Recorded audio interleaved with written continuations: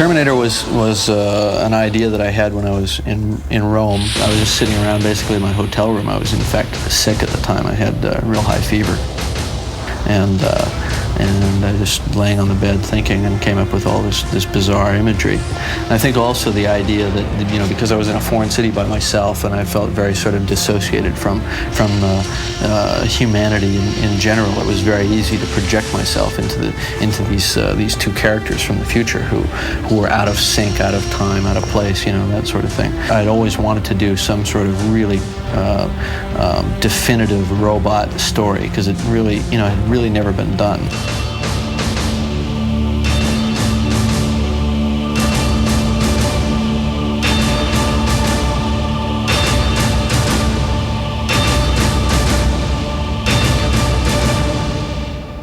What did you think when you first got the script for T1? I mean, because they wanted you to read for the other guy, right? So you read it thinking about the other guy, or, you know, about Reese. Do you remember what you were thinking when you read it? The more I read the script, the more I remember I got fascinated by the Terminator. The bad guy. The bad guy, right? Which I thought was the real cool guy. You're close. Give them to me. What he loved was the story, and what he especially loved was everything that Terminator did. We were talking about along the lines of me playing the heroic character. Right, because that's what I thought you were coming in for. And the funny thing was, when I went to that lunch, I didn't see that as you know, in the back of my mind, I was thinking the Terminator, you were thinking the Terminator, but we sit and we have this polite lunch because we've never met each other, and neither one of us mentions it, right? And then we both go back to our guys and say, Terminator, you know. You then did something really smart. You sent over to my office your painting that you did of Terminator. Right. You actually with my face on it. Right. And with holding the 45 or like this across the chin like this. And I looked at this painting and I said, I am the Terminator. I'm gonna make this call now. Right. And I called Lou, my agent, right away, and I called you and I said, I want to play the Terminator. Yeah. And then the deal was made.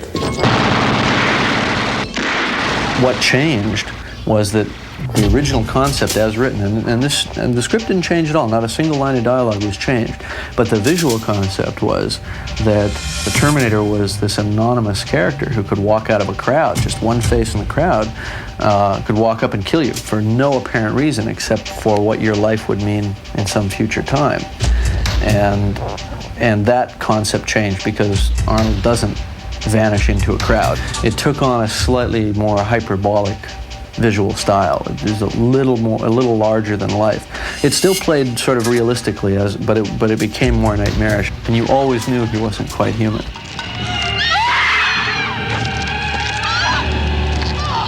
Obviously, in order to get the intensity on the face to make you a killer, there's a fine line with having you be completely blank. So there was some sense of emotion isn't really the right word, but intention, I think. The fact that you were a killer, I don't want to say predator, but a predatory creature in a way, and very focused on your goal. Sarah Connor?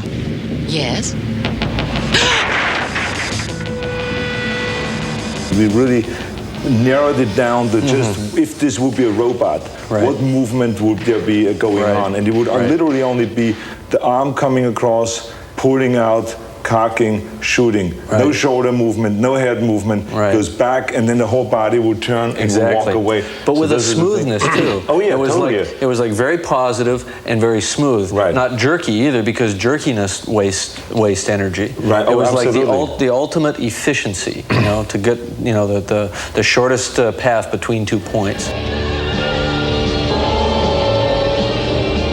What I found to be effective, certainly on Terminator, was to do a slow motion build-up, or to subtly segue into slow motion where you almost don't realize it, and it becomes almost a dreamlike pace, or that dilation of time that you experience when you're in a traffic accident and it's happening and you can't stop it, and time seems to stretch. For me, the fun in that scene was the build-up.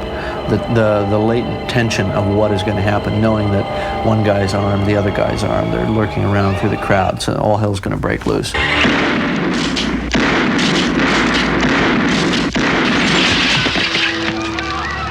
Come with me if you want to live. Remember the first day we shot the scene where you're driving through the parking garage in the police car that you've stolen, and you're looking for them. And on that first day we got together and we talked a little bit, and we worked out some physical behavior like a shark, you know, kind of the way it moves back and forth looking for prey. And then you came up with the idea of moving your eyes, then moving your head to follow the eyes, then moving the eyes back and moving the head back. So it became almost like a surveillance camera. And the funny thing was, it didn't really get real to me until the next morning in dailies. And I saw that close-up and I went, this is working great. That nobody has ever seen this before. I'll be back.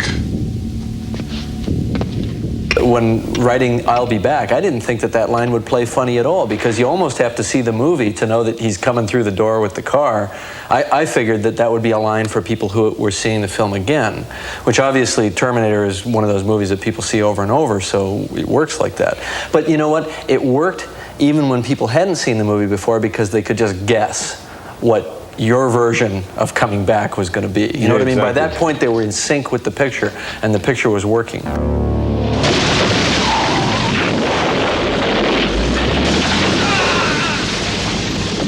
In the first picture, you were so enthusiastic about the character and about the work. I mean, as you are in all your films, but I hadn't worked with you before, so I wasn't ready for this. That you just jumped in. I mean, there was stuff where we had you tied to the top of a car, holding on while the car raced backward down the alley with your arm on fire.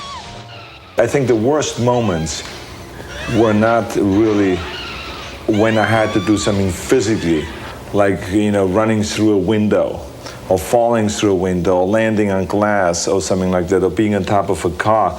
It was more the acid that was poured on me to make me smoke, to make the character smoke. I remember. It's true. We did pour acid on you. I kept saying, is there no other way? Mild acid. It's a very mild acid. Yeah, very mild. Is there no way that we can just put some smoke in there somewhere in the clothes that I can smoke, rather than having acid being poured on?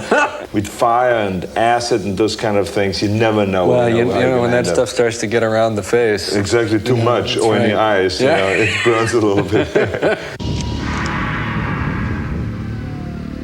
I think that there was one major decision that was made that everything else sort of devolved from, which was made jointly between myself and Stan Winston when I approached him to do the you know, the makeup and prosthetic effects on the film. And that decision was to not do a man in a suit. We had to sell the idea that this was the suit that was inside the man. All I remember was that I walked into Stan Winston's office. Right. His building where he designed all the everything, you know, the Terminator look. After you got through prepping him what it should look like and all this, and he started making drawings and the makeup and design all this stuff.